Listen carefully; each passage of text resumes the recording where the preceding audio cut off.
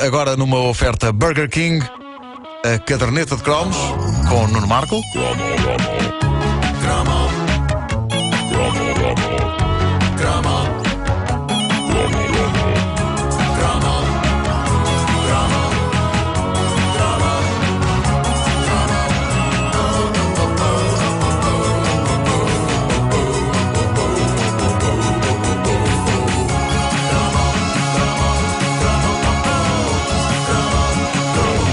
Quando pensamos em novelas portuguesas marcantes, quase todos os caminhos vão dar à Vila Faia. A primeira de todas, foi não é? A primeira, não é? A primeira, e teve tanto impacto no país como qualquer bombástica novela brasileira. Mas se houve telenovela portuguesa que parou o país em choque e escândalo, graças a um inesquecível personagem que estava pelo nome de Caniço. É verdade. O Caniço. Essa novela foi Chuva na Areia. Eu, a sério, eu não me lembro disto acontecer nem nas novelas mais escandalosas da Rede Globo, que não era menina para fugir a escândalos. Sim, sim. Mas Chuva na Areia, de 1985, continha um dos momentos de televisão mais chocantes e debatidos de sempre da história do audiovisual português. Já lá vamos. Primeiro, algum enquadramento. A novela Chuva na Areia era adaptada de um livro do grande escritor português Luís Stal Monteiro. O livro chamava-se Agarra ao Verão, Guida Agarra ao Verão. Eu teria adorado que eles tivessem mantido este título na novela, só para obrigar as pessoas a terem de dizer aquilo tudo. Eu acho que a novela... Isto não tem o Agarra ao Verão, Guida Agarra ao Verão. Mas sabes, a novela teve como nome Chuva na Areia, mas a alcunha era Agarra o Verão, Guida Agarra ao Verão. Era. Parecia no genérico final, baseado no livro Agarra ao Verão, Guida Agarra ao Verão. Diz mais uma vez, diz só mais uma vez. Guida Agarra ao Verão, Guida Agarra ao Verão. Mas, para facilitar as coisas, optou-se por chamar a novela Chuva na Areia. Foi uma produção vistosa. Uma aldeia fictícia chamada Vila Nova da Galé foi construída na zona de Troia com o tipo de meios válidos apenas em tempo de vacas gordas. Eu não me lembro disto voltar a acontecer, mas eu lembro-me que a produção da novela construiu casas de cenário em exteriores, como nos estúdios da Universal em Hollywood. Não se falava de outra coisa. Era uma coisa muito ambiciosa. Prédios que eram só fachada. Era incrível. Mas nessa altura, Troia era o centro da produção nacional. Porque lembro-me de uma grande série. Era a nossa Hollywood. Exato, lembro de uma grande série policial com José Martinho e Nicolau Braner chamada, ai que agora me falha a Os memória. Homens da Segurança. Os Homens da Segurança! Eu sei mesmo que se chamava. Ai, que agora. Bom, se havia uma chamada Agarra ao Verão, Guida Agarra ao Verão, também tinha uma série chamada Ai, que agora... Por segundos pensei que sim. Ora bem, a história de Chuva na Areia falava do choque entre tradição e progresso. Nessa pequena vila piscatória havia o povo simples e bondoso e havia os homens de negócios vis e sórdidos. E esse choque entre culturas atinge o seu extremo na história da perturbante relação entre um homem de negócios alemão, interpretado pelo falecido Carlos Wallenstein, e um jovem pescador de Vila Nova da Galé, o ingênuo Caniço, É verdade. interpretado por Nuno Melo. Melo. O homem de negócios era homossexual e desejava Caniço. E havia ali um jogo de tortura psicológica sinistro. E por fim, penso que havia mesmo algo de carnal entre eles. E Caniço, toldado pela culpa, cortava os genitais a si próprio.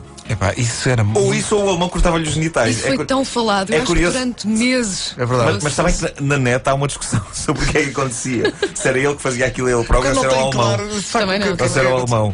Porque face ao choque de ele ficar sem, de facto, De repente tudo se apagou. Tudo se apaga. Exato, Não exatamente. interessa saber como é que aconteceu, o que interessa é que aconteceu. De facto. É curioso porque eu sempre pensei que o que acontecia era que o alemão capava Caniço. Mas a verdade é que a maioria das memórias que se encontram pela net juram a pé juntos que Caniço se capava a si próprio, toldado pela culpa. Autocapanço. Incrível como há duas Parece Uma oficina. Uma oficina. Autocapanço. Autocapanço, rapaz! Autocapanço substitui. Bom, Neste caso acho que não substitui, não é? mas é incrível como há duas correntes a este nível. Isto mostra bem o estado de confusão mental em que todos ficamos com aquela cena. Duas Numa correntes. coisa... Gosto da cena filosófica, não é? Sim, exato. O chuvanaraísmo. Numa coisa que toda a gente está de acordo, Caniço morria com aquela parte do corpo a menos. E a cena apanhou Portugal inteiro desprevenido. Eu penso que nunca antes nem depois se cortou a genitália a ninguém em horário nobre.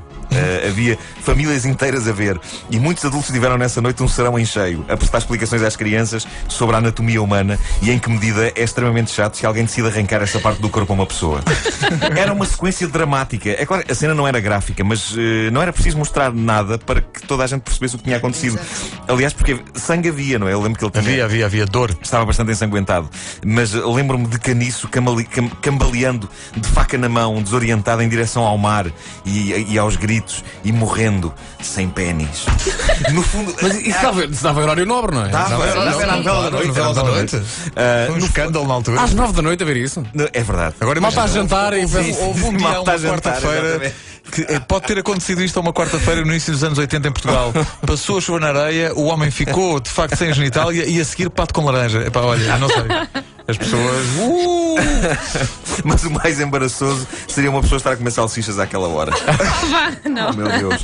Bom, há que dizer, no fundo, primeiro há que dizer que Chuva na Areia tinha um argumento excelente. Era uma novela incrivelmente literária nos diálogos e tudo. Mas, no fundo, eu acho que todo aquele incidente na novela era uma espécie de metáfora. Era o poderoso homem de negócios a destruir o pequeno pescador. Mas, pronto, como metáfora ainda assim doía. Só de pensar. Há metáforas mais meiguinhas. Aquela levou muito espectador homem a ficar aflito. Eu pessoalmente fiquei arrasado porque tinha 14 anos e portanto já tinha plena consciência da falta que essa parte do corpo poderia fazer, embora ainda não lhe tivesse dado todo o uso que um homem pode dar durante a sua vida. Mas tinhas esperança. Era jovem e tinhas sonhos. Sim, tinha plena consciência do potencial dela. Já tinhas ouvido falar nisso? Já. E penso que não dormi nada nessa noite e para sempre fiquei com medo do Carlos Wallenstein, mesmo depois disso ele aparecesse a fazer papéis de bom. Sim. Ou a dar entrevistas em programas de televisão com o ar mais simpático do mundo. E fiquei aterrorizado. O dia seguinte à transmissão desse mítico episódio da novela Chuva na Areia, em 85, foi inesquecível. O país acordou com cara de caso.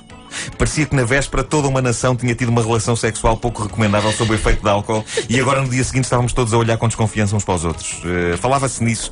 Eu lembro-me de se falar nisso logo de manhã no autocarro que me levou à escola. Viste aquilo ontem? Lembro-me do ar pesaroso de uma senhora no autocarro a acenar com a cabeça, com um ar grave e a dizer foi demais, foram longe demais. Havia consternação no ar. Havia pessoas a dizer coitado do rapaz. Como se o Nuno Melo tivesse sido de facto vítima de uma tragédia. Eu adorava saber como é que as pessoas terão reagido nesse dia quando se cruzaram com o Nuno Melo ou com o Carlos Wallenstein. Eu não saberia o que dizer nem a um nem ao outro. Provavelmente não diria nada, mas era incapaz sequer de olhar para eles depois disto. É claro que na escola era o assunto do dia, só que debatido de uma forma, digamos, um pouco mais expansiva. Sim, mais gráfica. Os adultos, a histeria em torno do tema era de tal ordem que eu tenho esta memória de uma professora, já não sei de que disciplina, gritando em plena sala de aula: ninguém fala mais da pilinha do caniço!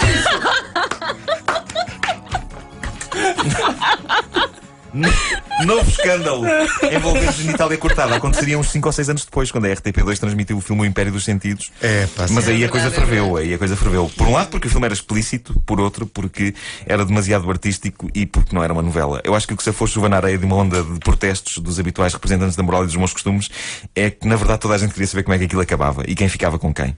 E se aquilo era suspenso derivado à castração, nunca ninguém ia saber isso. Essa que é essa. Sendo que, e veja-se o impacto que às vezes as novelas têm na sociedade, e sobretudo na sociedade portuguesa no início dos anos 80, era um nome muito comum até à altura e deixou de ser utilizado o nome caniço. Por que será, não é? Não se deseja isso a ninguém, não é? Havia pessoas chamadas Caniço da Costa. Olha, Nuno, eu só gostava Simões. de dizer que salsichas enroladas em couve lombarda era um dos meus pratos preferidos, está bem? Até hoje.